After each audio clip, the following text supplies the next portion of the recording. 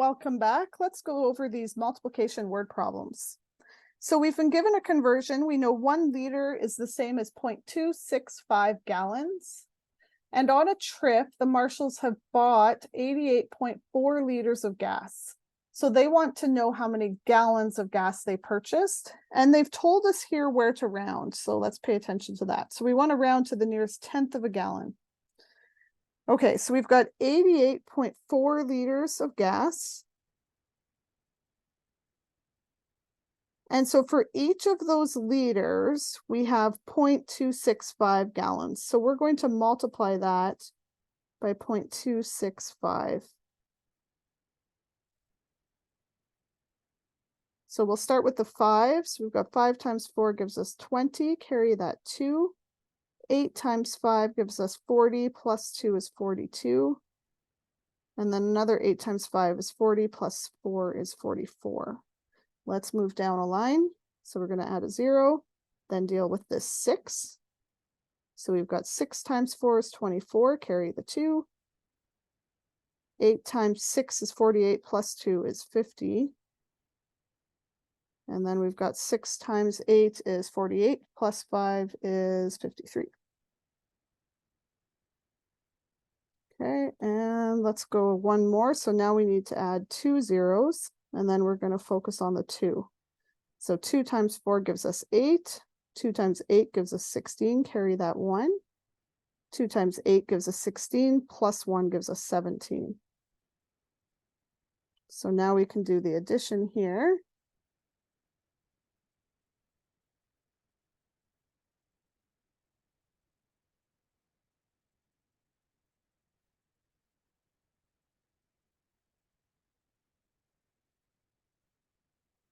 And then the last thing we have to do is figure out our decimal place. So we're out to 1 decimal place here and 3 here.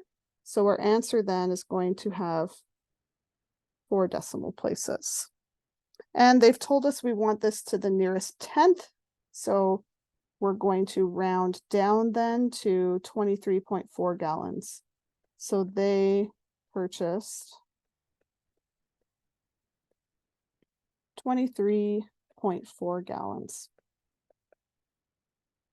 All right, let's take a look at this next one. So Sandy paid $10,985 for a car. She paid $1,500 down, or $1,500 down, and she's going to pay $305.35 per month for the next 36 months. So that's what she's agreed to pay with her car loan. How much extra is she going to pay with this loan arrangement?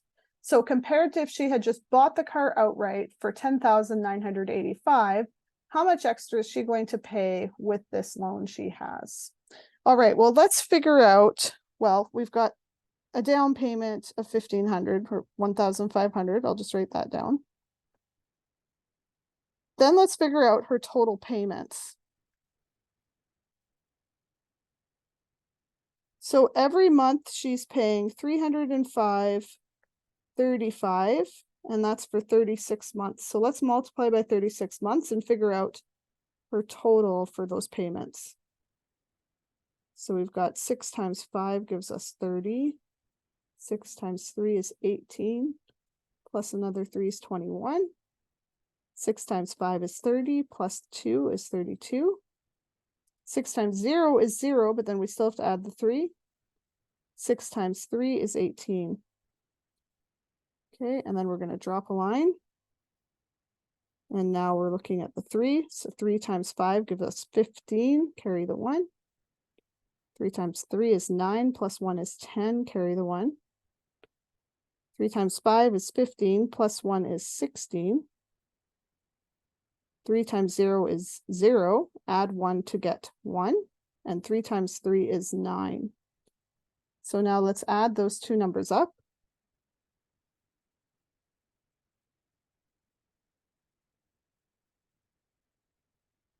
And let's think about decimal places.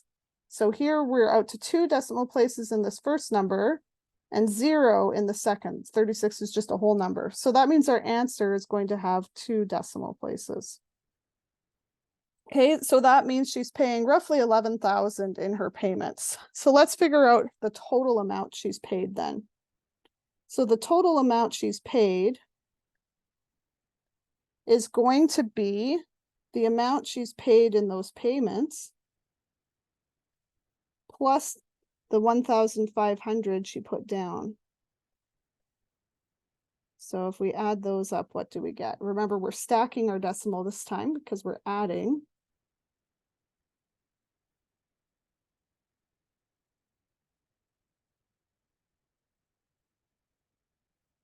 And so I get about 12,500. So she's paying quite a bit over the top of what she would have paid outright. Let's take a look. So the extra amount she's paying now, how are we going to figure out the extra amount she's paying? Well, we know if she paid right on the lot, she would have paid 10,985. So let's take the total amount she's paying and let's subtract the lot price.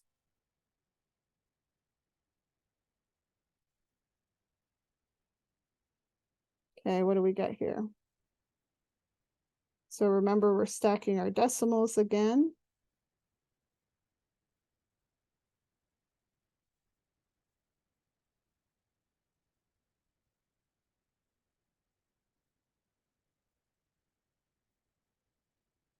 And so I get an extra 1,507.60 cents. So she paid 1,507.60 cents extra. All right. So the last part of the multiplication section is looking at multiplying by powers of 10 or orders of 10. So remember, that was like 1, 10, 100, 1,000. So those kind of even numbers with a 1 and a whole bunch of zeros in them. And so what you can do, well, you could do these the way we've been doing them already. So for instance, this first one here, if we went 3.319 and multiplied that by 10,000, we're going to have a 0, another 0, another 0, another 0, and then we can concentrate on that 1. Okay, it has 3 decimal places, so we would end up here at about 33,000. We can take a shortcut approach though, which is count the number of zeros in that order of 10. So for example, in 10,000, we have 4 zeros. And then you're going to take your decimal and you're going to move it 4 over to the right. We're going to have to add a 0 there to make that work. And we get 33,190.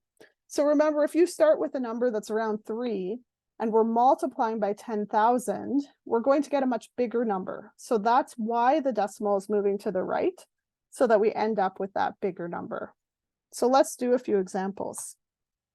So we've got 43 and 875 thousandths. We're multiplying that by 100.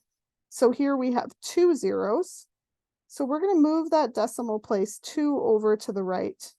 And so we'll end up then with 4,387 and 5/10. All right, this next one is saying we're multiplying by 10 to the power of 3. So 10 to the power of 3, you can do on your calculator by saying, well, that's our base number 10 multiplied by itself 3 times. Or you can use your exponent button to do 10 to the power of 3. And you'll find that 10 to the power of 3 is the same thing as 1,000. In other words, it has 3 zeros. And so we're going to move our decimal place 3 over to the right. And that's going to have us land at 8.3.